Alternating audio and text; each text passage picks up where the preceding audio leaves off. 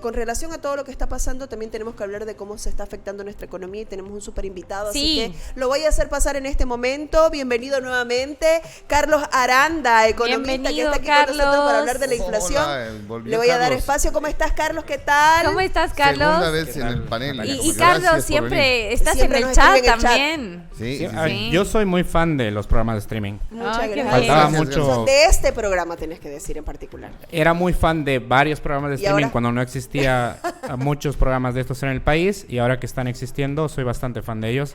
Mencioné en mi primera entrevista que el mundo digital a mí me encanta mucho y me parece un gran esfuerzo para tratar de llevar temas complejos a la gente, además con humor, que siempre Pablo ahí soporta en tratando eso. mientras el país arda.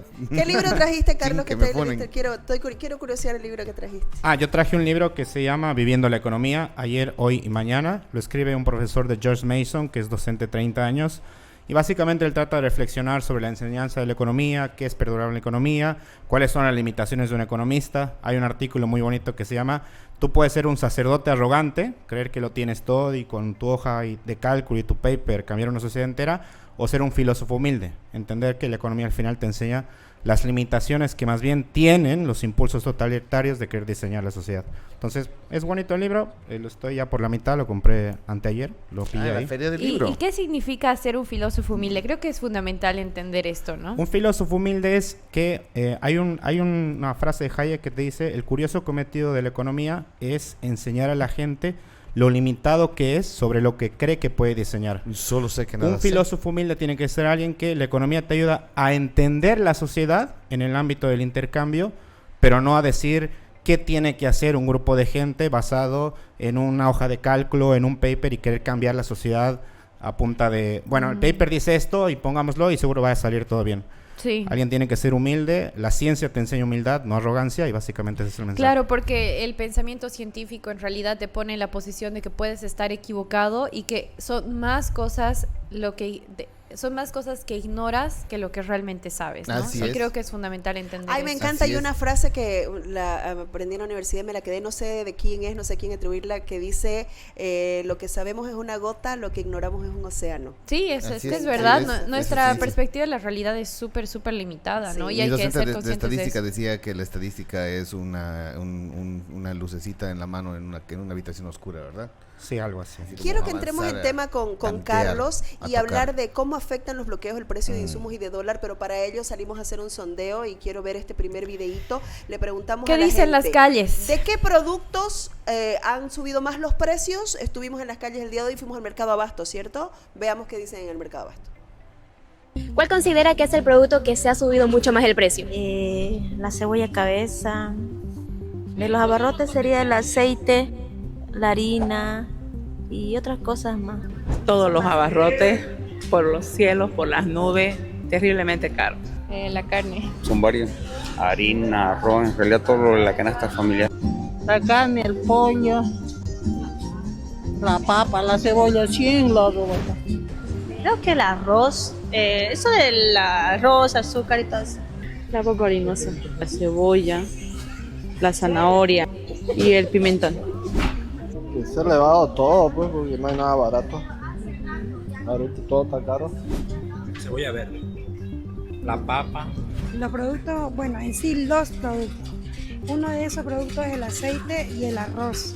Entre esos está el huevo, el queso, las verduras ahorita por el caso del bloqueo, pero en general todos los productos se han disparado. No, pero lo que es la canasta familiar en esencial, arroz, azúcar, aceite, fideo, harina, queso, huevo, todos esos productos son los que son esenciales para la casa, son los que más se han elevado. Bien, eso es lo que dice la gente y estaba viendo un estudio de que la cebolla y el pollo son los productos más inflacionarios, ¿no es cierto, Carlos? Sí, efectivamente. En lo que va del año, la cebolla subió en torno a un 70% según datos oficiales del INE, y el pollo depende desde qué día lo midas, porque lamentablemente debido a los bloqueos la provisión en algunos sectores está cortándose mucho y está generando una volatilidad en el precio. A mí me habían explicado que el pollo es súper curioso porque mientras más bloqueos genera, más baja el precio. En Aquí. Santa Cruz, En Santa Cruz, pero sí. no en el resto del país. Exacto, ¿Por qué? sí. Porque como no lo puedes exportar, hay una sobreoferta en Santa Cruz Exacto. y el trade-off es que hay una baja oferta en otros sectores del país. Cada vez que escuches que tu pollo favorito está con 3 presas por el valor de 2, está sufriendo un productor. Y ¿sabes qué? El tema, estaba ¿Verdad? viendo que las filas hoy para comprar pollo en La Paz eran inmensas para conseguir un pollo a 34 bolivianos. Y aquí el kilo está 17.50 en Santa Cruz porque hay sobreoferta porque no lo pueden llevar a otros departamentos. Me causa curiosidad, me encontré 10 bolivianos, producción. Tiene 10 sí, bolivianos sí. aquí. Ah, Sí. sí, no me los toques, dice. Bueno, es que casi ya cada vez vale menos. Hace rato que no veo un billete de 10. Pero la ¿por qué verdad. has sacado tu billete? No, que Quiere yo demostrar quería, que tiene porque plata. justamente como vamos a hablar de inflación, Sí, por favor. y la inflación se basa en el valor, en cuánto puede comprar realmente este dinero, quería preguntarles a ustedes cuál piensan que es, por qué vale esto.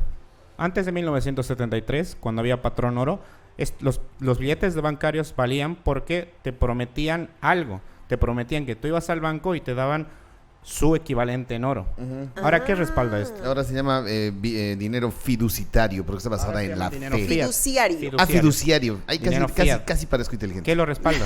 ¿Cuál es la promesa que el En emisor? teoría, fe. lingotes de oro en el Banco Central, ¿o no? No, la fe. Con lo que puedes intercambiar. Porque hay que O sea, Esto los es- bienes o servicios con los que puedes intercambiar. Esto es un pasivo del Banco Central. Ajá. Es una obligación. ¿A qué se obliga el Banco Central, un Banco Central responsable? Si tú vas al Banco Central, como a toda empresa que emite una acción, pensémoslo así, le puedes elegir activos en contrapartida. ¿Qué activos tiene el Banco Central? Principalmente tenía en oro. 2013 reservas internacionales. Exacto. Ay, ahí y ahora era- ya no tenemos. Ya no hay. Y ahí era muy sencillo. Si yo desconfiaba del valor de este dinero, yo iba al Banco Central y le decía, no me gusta el pasivo que has emitido, me parece que es basuriento, por lo tanto dame algo en contrapartida. Y el Banco Central Basuriento. estaba obligado a darte dólares. En ese momento podía. Hoy en día, ¿qué tiene el Banco Central en su activo? Deudas, no sé. Deuda pública. Deuda pública contra el Estado boliviano. Por lo tanto, si yo voy con este billete basuriento, seguramente pensaré y diré, la verdad, deuda pública de un estado de déficit es todavía más basuriento, mejor esto lo cambio en bienes, servicios, dólares en la calle, y eso está empujando todos los precios hacia arriba. Puro pasivo. Ahora, tu billete Y basuriento. así no se tiene una fiesta gay. Tu billete basuriento, estoy usando tus palabras.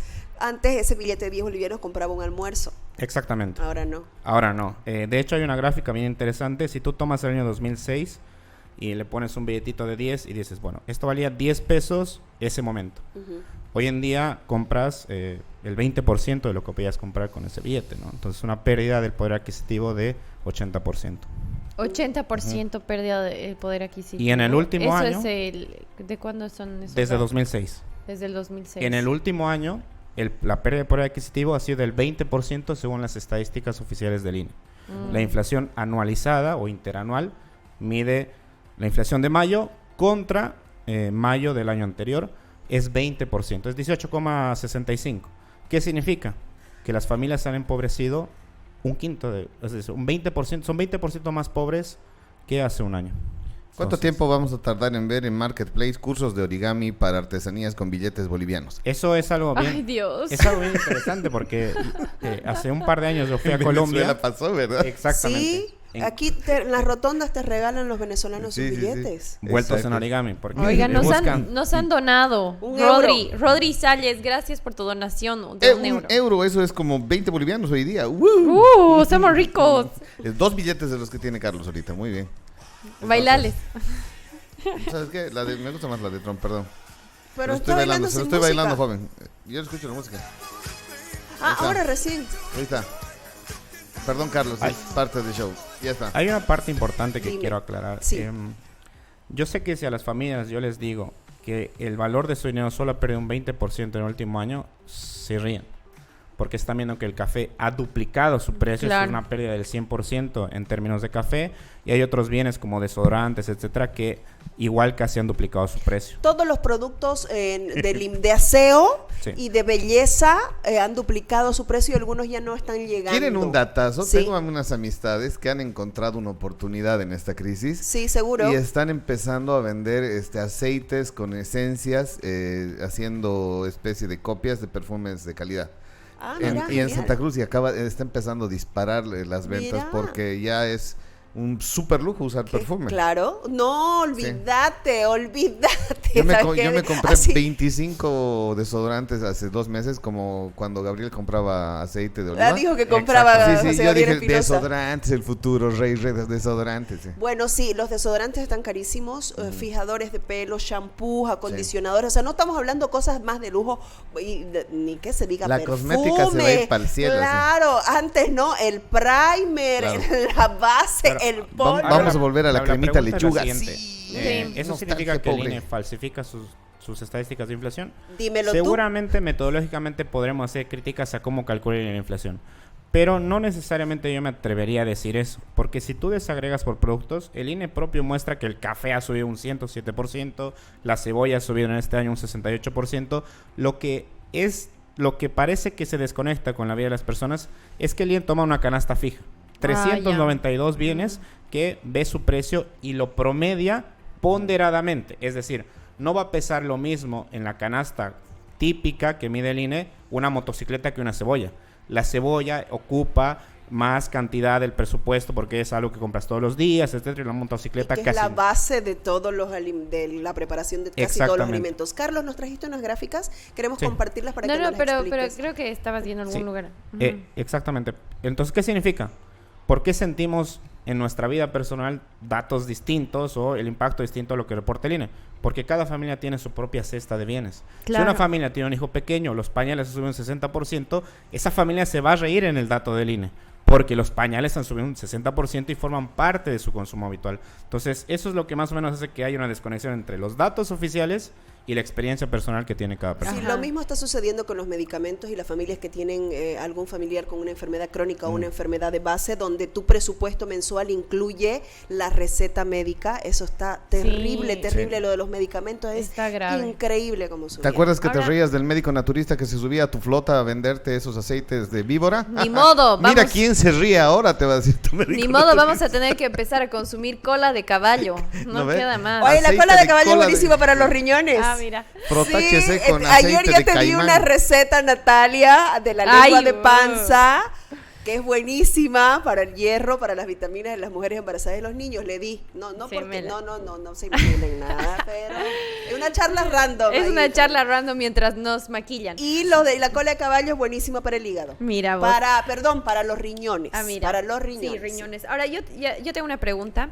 ¿En qué medida la inflación viene de factores externos o internos? Ninguno es externo. Ninguno es externo. Todo lo que Eso está es- pasando es doméstico. Todo es culpa de Luis Sard. No, mentira. De hecho, si tú ves todas las presentaciones de los datos mensuales de inflación de Humberto Arandia, el actual director del Instituto Nacional de Estadística, siempre ha habido chivos expiatorios. Los alimentos están subiendo en el mundo hay escasez de energía. En el Claro, mundo- había hablado de Ucrania, De había la hablado guerra, de claro, que no Gaza. salían el los calentamiento barcos global, con granos. todos los problemas. Sin embargo, en una de las estadísticas que vamos a ver, el único país con tendencia ascendente de su tasa de inflación en la región es Bolivia.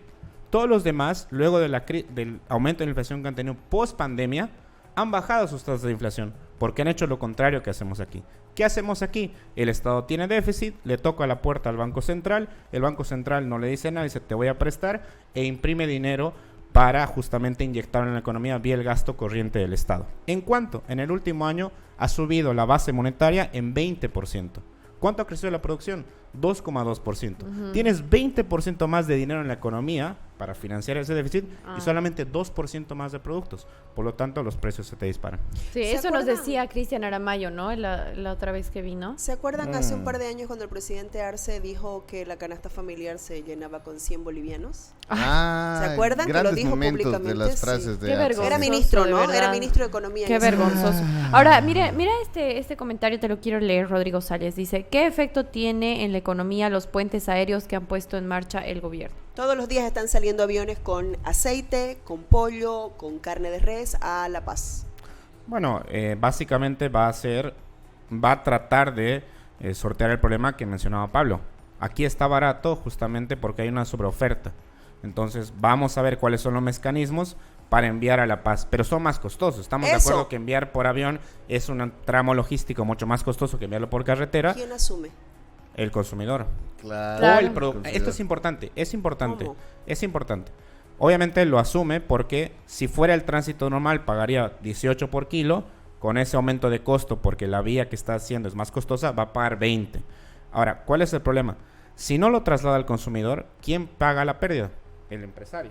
Y si el empresario la paga contra sus márgenes y sus márgenes se destruyen, simplemente debe decir, no me renta, dejo de producir, llevo mi fábrica, mi producción a otro lado y por lo tanto todavía se incrementa más la escasez de productos. Qué complicado todo, qué panorama desolador el que estamos. No queremos que ustedes se pongan así en la casa, pero es complicado todo lo que está sucediendo. Y ahora, ¿en qué medida la inflación viene de ningún factor externo? Ya dijimos, no, son todos internos. Y, habrá alguno, es decir... ¿Cuál? Pues, posiblemente... Bueno, o sea, uno de los factores es que ha caído el precio de los commodities, ¿no? Que nosotros vendíamos, pero eso no tiene relación con el déficit fiscal que hoy por hoy está siendo financiando por la emisión monetaria. Sí es cierto que lo que ha pasado en 2014 es que los precios se han derrumbado, pero ojalá solo el tema de Bolivia fuera un problema de precios. Es un tema de producción. Hoy en día los precios del carburante están altísimos. Casi el año pasado estaba en la etapa del boom de los commodities. ¿Por qué no hemos recibido los ingresos extraordinarios? Porque ya no tenemos producción. El año pasado Argentina terminó sus contratos de gas con nosotros y Brasil seguramente está pensando hacer 3/4 de lo mismo. Entonces, sí, los precios pueden afectar, pero hoy día Bolivia tiene un problema energético de producción interna muy importante. Sí, ahora yo quiero saber, ¿qué opinas del Banco Central, ¿no? ¿Cuál es la manera más sencilla de entender cómo un Banco Central lucha con la inflación? O sea, ¿cuál es el rol, y creo que lo hemos mencionado aquí el anterior por un comentario igual, cuando vine. Perú tiene un Banco Central bastante bueno. Independiente, sí, es totalmente lo que charlábamos. Independiente. Sí. Tanta su independencia del Banco Central y tan poca su dependencia del Ejecutivo, que han cambiado 7 presidentes en Perú en los últimos 20 años y solamente ha habido un solo presidente del Banco Central. ¿Por qué? Porque ese tipo cumple a rajatabla su mandato. Mantener el poder adquisitivo de los pasivos que emite. ¿Cómo lo hace? Si el Tesoro General de la Nación peruano va y le toca la puerta y le dice que necesita financiar su desequilibrio, básicamente el Banco Central lo manda al diablo. Claro. Claro, es que es lo que eso debería pasar eso en Bolivia, ¿no? Y además, Perú es más responsable fiscalmente. Su promedio de déficit en estos 10 años, que es de Bolivia casi el 8,8% del PIB, es de 2,3%.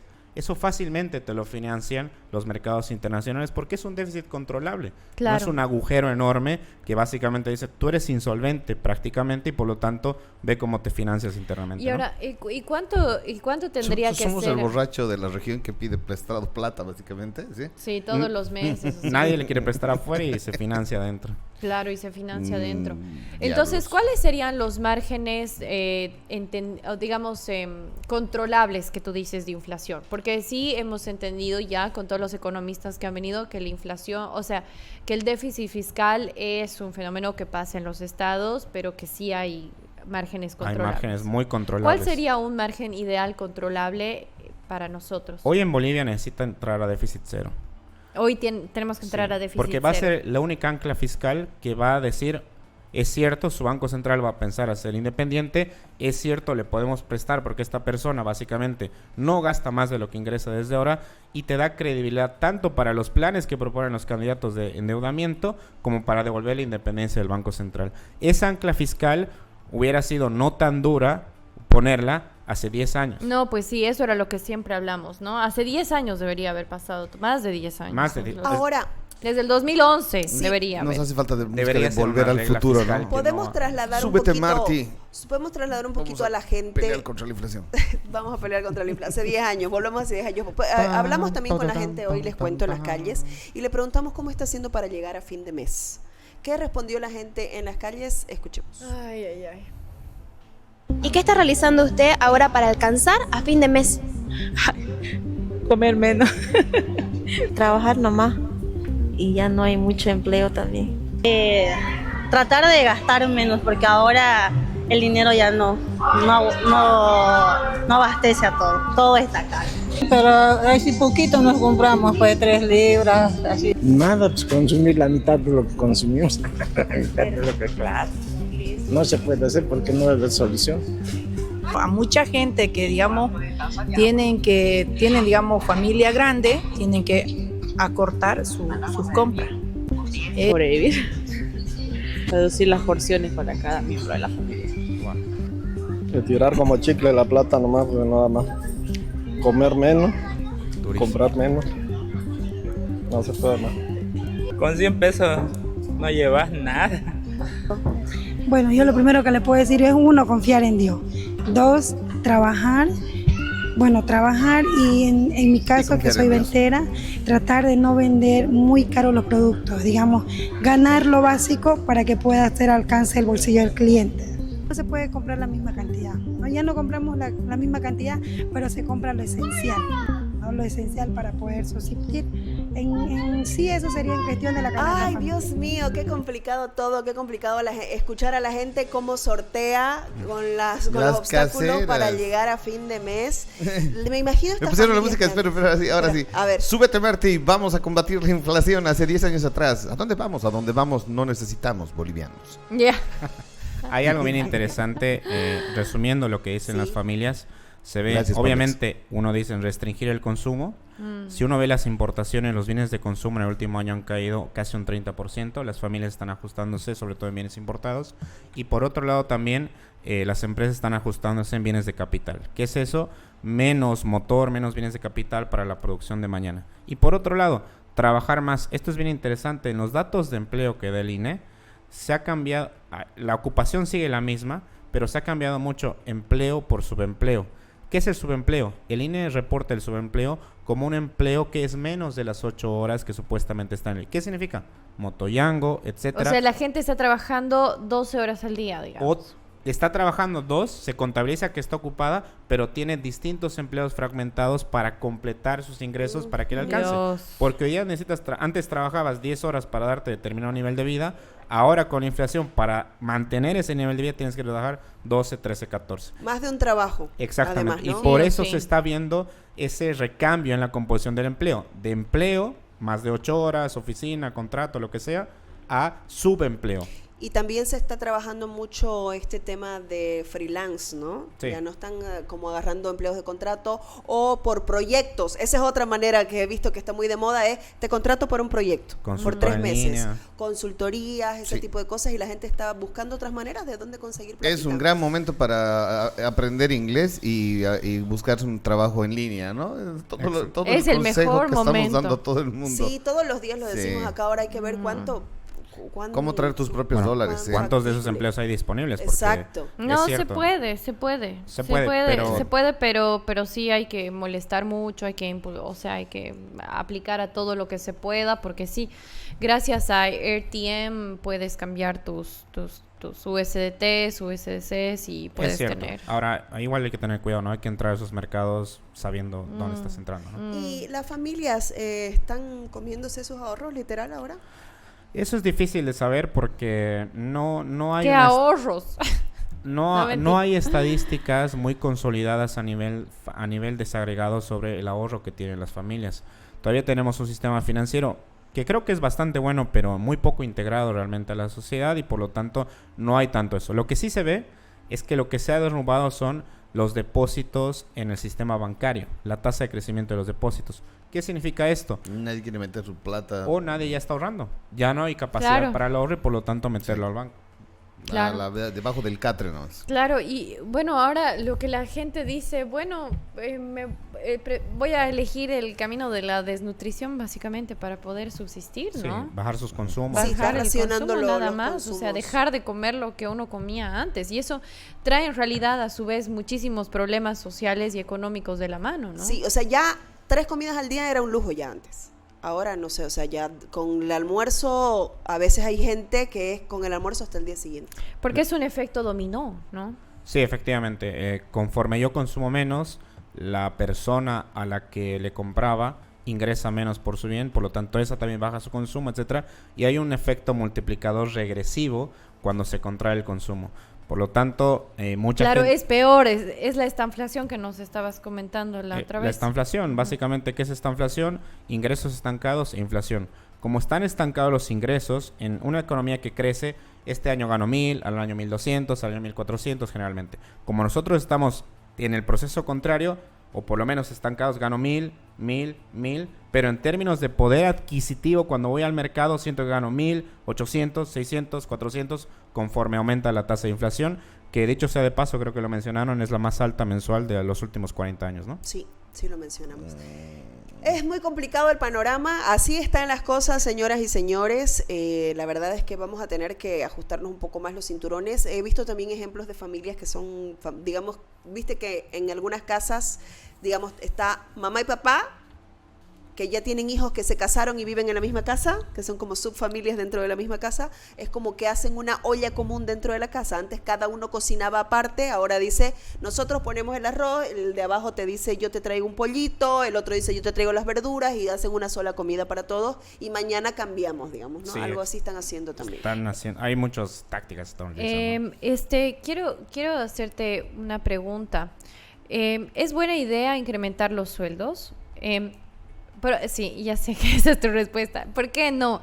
Pero, por otro lado, sé que nos hemos olvidado de preguntarte cosas que tal vez a ti te parecen fundamentales. Entonces, es tu momento de decir lo que no te hemos preguntado. Sí. Voy primero por tu pregunta.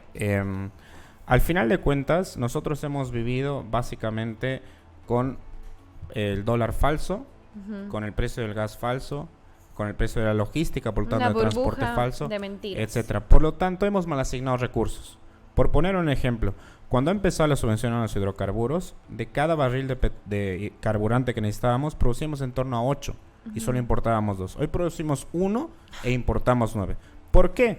Porque el precio barato incentiva a la gente. Yo no tengo nada en contra de que la gente se compre su auto. Acrecentar el parque automotor. El parque automotor ha incrementado en 488% en los últimos años. Es decir, 6 veces más autos. ¿Por qué? En parte porque una familia ha dicho, el carburante siempre va a estar barato. Entonces, cada uno que tenga su auto. Exacto. Claro. Entonces, los precios falsos te han llevado a decisiones de producción y consumo falsas. A que todos los sectores empresariales coordinen su logística con ese carburante falso. Todos esos errores de producción y de consumo se tienen que corregir. Eso es la crisis al final, la corrección de los errores pasados. ¿Por qué no creo que sea buena idea subir los salarios? Porque el ajuste desordenado ya lo está haciendo el mercado. Con la inflación los salarios reales están cayendo. Y justamente o se destruye empleo o decimos, aquí realmente había sido menos valorado este salario. No debería haber sido porque habíamos una burbuja previa antes. Por lo tanto, todo ese ajuste a nivel micro, que los agregados no se ve ahí, pero está sucediendo, es necesario que esté.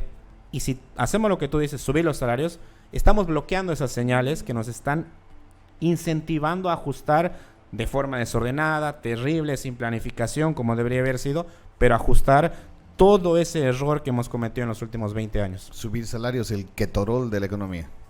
Sí, no hay que hacer peor a todos por igual. No hay que hacerlo. Sí, no. Esa política salarial no es buena ni en tiempos de bonanza. Porque además empuja a las empresas a cerrar, a despedir personas y por ende a la informalidad a muchísimas más, ¿no? Donde ya no tienen seguro, no tienen derechos laborales, etcétera. Hay una estadística bien interesante. Fundempresa, antes de que se hace PREC, publicaba los históricos de cierre de empresas. ¿Dónde estaba el pico de cierre de empresas? En el segundo trimestre de cada año. ¿Por qué? Porque ahí se sentían los efectos de los aumentos salariales y además es retroactivo, ¿verdad? Y se paga hasta final de este segundo trimestre. Entonces las empresas decían, voy a pagar mi retroactivo, pero ya no vengas porque voy a tener que cerrar la empresa por eso. Sí. ¿Qué empresas crees que son las más alarmantes que te veas cerrar en una economía? O sea, que es más duro. Alarmante, así como, ok, esto se está yendo realmente al tacho. La construcción me preocupa. Si tú ves los bienes de capital y los insumos para la construcción que se están importando se ha desplomado, eso implica que la actividad del sector va a caer. Y ese sector es importante para el empleo porque en Bolivia hay mucha mano de obra poco calificada. ¿Dónde se va esa mano de obra? Al sector de la construcción. Es un gran empleador. Por lo tanto, si eso se cae, el desempleo aumenta de forma importante. Claro. Ahora, justo tengo algunos datos de Statista. En Bolivia, el 80,8% es trabajo informal. Y vean, en segundo lugar ocupa México en Latinoamérica con 52%. En tercer lugar está Argentina con 46%. Y en cuarto lugar está Brasil con 36%. Y después tenemos a Uruguay con 21%. algunos datos. Es terrible el tema de la precariedad laboral en el país. Imagínense, es que... y además son... 80 a 52, digamos. Perdón que te corté. Exacto, la diferencia contra el segundo es más alto. Y solo lo que me diste barra libre para decir lo que... Sí, por favor. ¿Qué cosas fundamentales nos hemos olvidado hoy de mencionar acerca de la inflación? Creo que lo fundamental se ha hecho en el sentido de que entendamos cuál es el origen de la inflación. Es la masiva emisión a la que está siendo sometido el Banco Central para financiar al Estado. Se debe parar con un ajuste, obviamente cuidando que las capas vulnerables no sufran todo el ajuste. Eso es bastante complicado. Se necesita una arquitectura financiera en el presupuesto que no he visto en ningún programa de gobierno, dicho sea de paso. Por otro lado, ¿qué es importante? Bolivia ya se ha consolidado como el país de mayor inflación mensual, superando a la de Argentina. Hoy sale el dato del INDEC, pero las predicciones dicen que Argentina su inflación va a ser el 2%. De nosotros es 3,65%. Y unos dicen, no, el INE me miente, ¿cómo en un mes, etcétera? Si la inflación mensual es 3,65 y esa inflación se repite durante un año, la inflación anual a este ritmo sería del 60%. ¿Qué significa? Que si tenías 1,000 pesos, al siguiente año comprarían lo que compran 400. Para mí eso ya es catastrófico. Claro. No creo que necesitemos exagerar mucho más, como muchos de mis colegas dicen, ya estamos en una hiper, para ver realmente que el actual nivel de inflación ya es catastrófico y está pulverizando el salario de las familias. O sea, no estamos en una hiperinflación, eso puedes afirmarnos con datos, pero bueno, hay gente que lo refuta, ¿no ve? Hoy no, porque una hiperinflación es 50% mensual y anualizada, lo que he hecho con la del 3,65, es más del 12,000%. Eso ya es... Los precios cambian día con día, pero de forma alarmante. De hecho, esa tasa de inflación, si mal no recuerdo, los precios se duplican cada 8 horas. Eso todavía no lo estamos viendo. Todavía. Ay, Dios mío, qué panorama. Un colega tuyo que en el anterior programa nos decía que una de las soluciones era retirar el subsidio, la subvención de los carburantes y dar el 40%. Y un porcentaje meterlo al bonos para los pobres. Ricardo. Bueno, Ricardo... ¿Qué opinas de lo que ha dicho Ricardo acá? Algunas cosas están bien. Creo que la lectura del reporte del FMI... Yo critico al FMI por otras cosas. ¿Por qué criticas al FMI? El FMI financia gobiernos irresponsables. Básicamente... Pero no es ese acaso su trabajo. Fuertes declaraciones. El Fondo Monetario Internacional financió a Macri con un plan de ajuste bastante laxo. ¿A qué llevó eso? A que el plan de Mauricio Macri fracase. ¿Por qué el plan de estabilización macroeconómica de Javier Milei fue exitoso? Dicho por la propia presidenta del Fondo Monetario Internacional. Fue exitoso porque fue muchísimo más ambicioso de lo que nosotros le hubiéramos pedido. El FMI, lamentablemente, de hecho, en el reporte, en la consulta 4, tenía un apartado que decía: recomendábamos que evalúen el control de capitales. ¿Qué es el control de capitales? No vas a sacar más tu dinero de acá. Eso va a llevar a que las expectativas de la gente más bien diga, lo voy a sacar porque después me lo van a prohibir. Corralitos. Exactamente. Entonces, el FMI, el informe está muy bien porque se basa en estadística que no es novedosa. Cualquier investigador serio lo podría haber sacado igual. Y sus recomendaciones hay que tomarlas por pinzas. Por eso las... Ahora, de Ricardo, era la pregunta sobre la... sí. Sobre hidrocarburos y subvencionar un 40% para la gente... Ricardo, escucha lo que te va a decir. Para la gente pobre. No lo veo mal porque en términos netos significaría un ajuste. Un ajuste, tienes 1,000, por ejemplo, tienes todo esto que ajustar, ajustas esta parte y esto lo redireccionas para las capas vulnerables. Es algo que se puede hacer, siempre y cuando complementes eso con algo que te lleve a un verdadero ajuste importante que te lleve a cuadrar las cuentas públicas. O sea, que realmente cortes más la plata en otro lado, porque si no estás moviendo la deuda de un bolsillo al otro. Pero si decimos esto con bajar un poquito, sin impacto social, se soluciona... Es mentir, y es mentir a la ciudadanía y lamentablemente el grueso de los políticos. Chicos, vamos social a sufrir, sí vas a tener.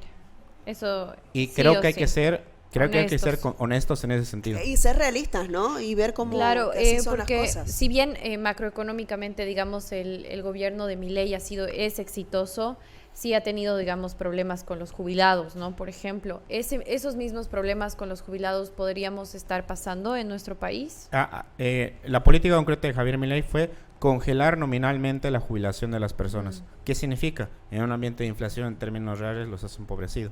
Es cierto que tuvo esas medidas de ajuste dura. La pobreza extrema en el gobierno de Javier Milei el primer semestre se duplicó, se fue al 54%. Ahora, sin reformas, se hubiera triplicado. Porque básicamente una inflación del 25% mensual es empobrecer masivamente a tu población. ¿Por qué luego baja la pobreza más bajo de la que tenía Alberto Fernández cuando diciembre llega a final de año? Porque la inflación se bajó y por lo tanto dejaste de empobrecer por esa vía a la gente. Entonces, creo que un político tiene que hacer suyo las palabras de Winston Churchill cuando asume como primer ministro. Tengo 3 cosas que ofrecerles: sangre, sudor y lágrimas. Pero luego está la victoria. Quiero agradecerle muchísimo. Carlos, tenías un listado de qué cosas hay que recortar, ¿no? Si en algún momento nos lo compartes para que lo hagamos meme, por favor. ¿Dónde hay que serruchar, no? Sí. ¿Unos 5 pasos te calculé? 6. Eran 5 pasos. Cada vez lo estamos modificando un poco más conforme se publican estadísticas más consolidadas del sector público. Pero espero tener un plan coherente y por lo menos decir, bueno, como no han hecho esto, por lo menos se los dije, ¿no? Sí, es verdad. Creo que... Bueno. Quiero agradecerle muchísimo a Carlos Aranda que estuvo con nosotros. Te vamos a volver a invitar, Carlos. Muchas gracias, de verdad. Sí, porque aprendemos, escuchamos, la gente participa. Así que muchas gracias a toda la gente del chat también. Y te esperamos pronto. Guarda tus 10 pesos porque si no ahorita cualquiera le brinca. Te digo ya no más. Por guardar porque se deprecia. Gracias, Carlos. Pop, desde todos los ángulos.